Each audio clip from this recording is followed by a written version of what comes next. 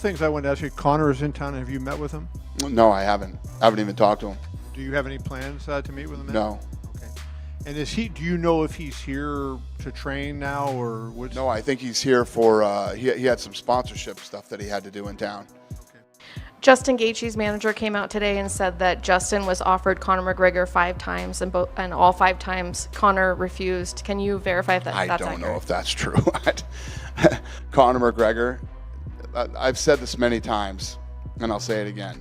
I mean, we actually have video footage of Lorenzo and I walking into his house that he was renting here. He just woke up telling him that the fight fell out, and he's literally leaving going, well, I'm going to train. Let me know who I'm fighting when I get back. We've never had those kind of issues with Conor McGregor, ever.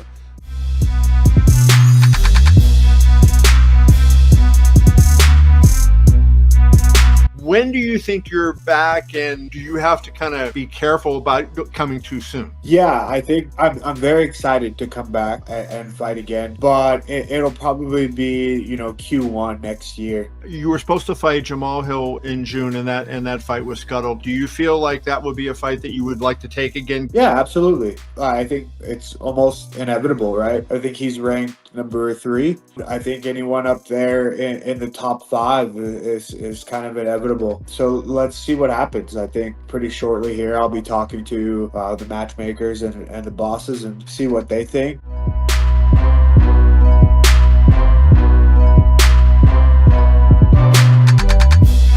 Last for me, there was Ian Gary put out a tweet saying he has news coming on. A lot of people say that there's a potential fight between him and maybe Colby Covington. We talked about Ian today in matchmaking. There are a few options. So Colby Covington is definitely one of them, but there are a few options. We're trying to figure out what we want to do. Awesome. Thanks, Dane.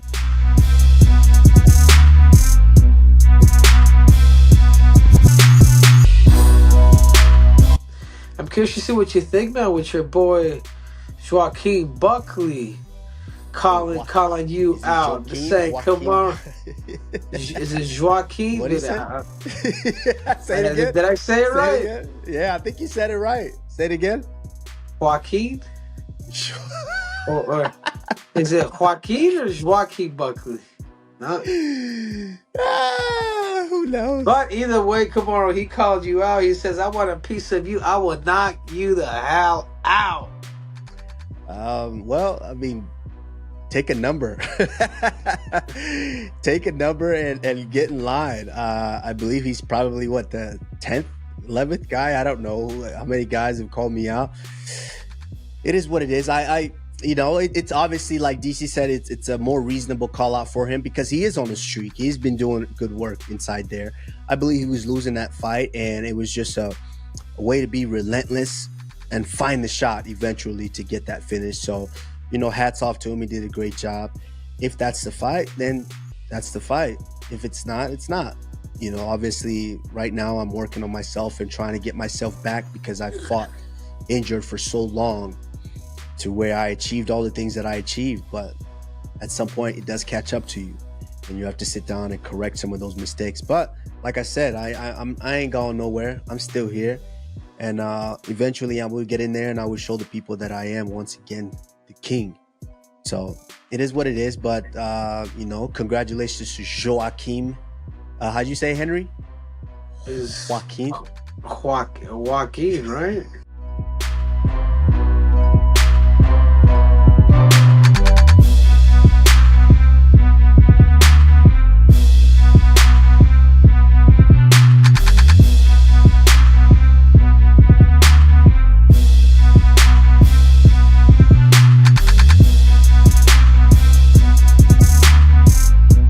Dustin Poirier proposed a 4-man tournament for the BMF title. Him, Gaethje, Max, and Dan Hooker. Is that something you'd ever consider? I mean, it's BMF, so you can make up your own rules. Sounds fun. Never thought about it, but yeah, I love it. And last, Dana, in addition to Poirier, someone else who proposed some fights for the UFC was Don Davis of the PFL. I'm not sure if you saw that. He proposed Cyborg versus Pacheco and Harrison versus Pena, $2 million each to the winner. The losing company pays all the purses. I know the answer to the question, but I just wanted to hear your Listen, I said it before, man. When you're when you're losing the kind of money that they're losing and you're in the position that they're in, you just start throwing shit at the wall and you're trying to fight for your life. I mean, you know, like I said, whenever the hell I said it, I mean, this guy's talking about it cannot be fun to be one of their investors. It cannot be fun.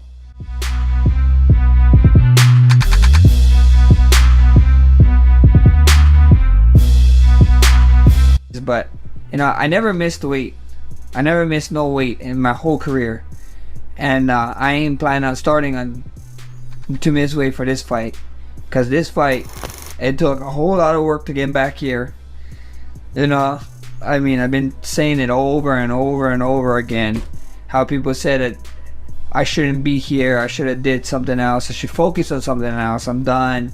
I'm past what I can do in this sport. And then again, we're here. We're fighting for a world title against this new generation that they're talking about. So I'm excited.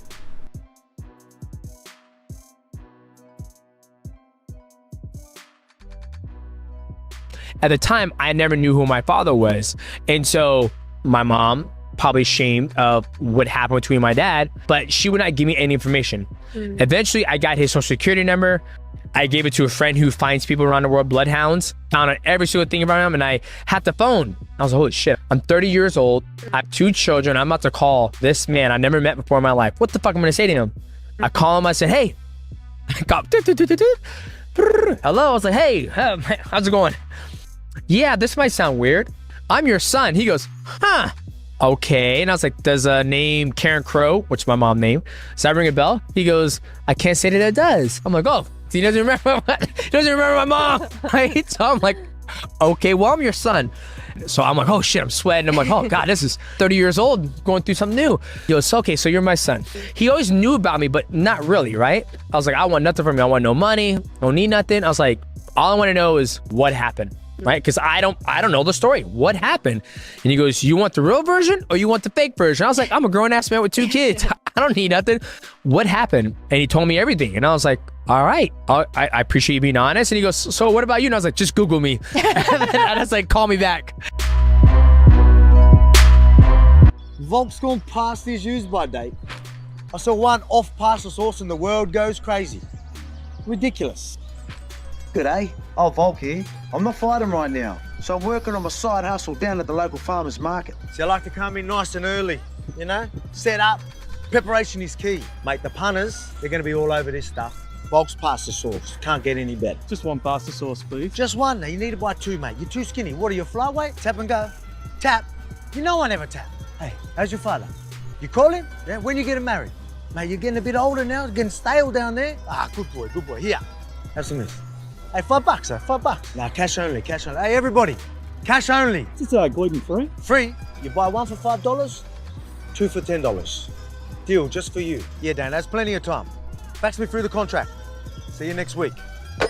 Who's next? So no more fighting, Volk? Mate, the fighting never stops. Here, come here, let me show you something.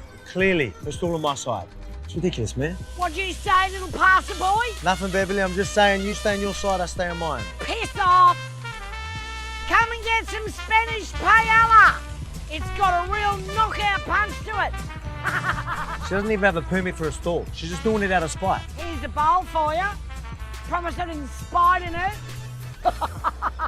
So you'll be back in the octagon? Mate, don't worry. Alexander the Great Volkanovski is bringing that belt back home to Australia. More like Alexander the Gout. Hey, that's a low blow, Beverly.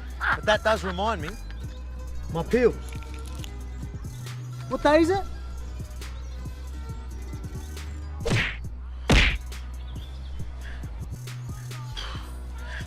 Oh, mate, this arthritis.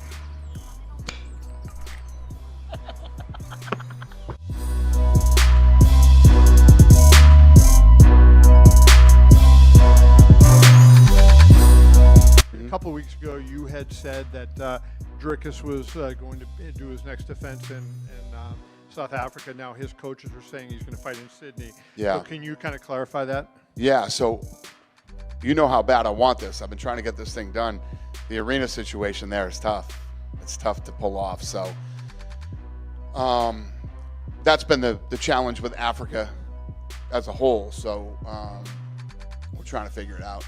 the place that we would have to do it at is outdoors, and you know how I feel about that. And so I've been trying to figure out the weather. One of the big things that I'm hearing out there is wind is a big problem, and we've done it a couple times, but anything that can affect the outcome of the fight makes me not even want to try. So, you know, and it's anything from wind, rain, bugs. I mean, too much humidity. A lot of things can interfere with the fight. And would Strickland still be the guy you had committed to Strickland previously? Yes.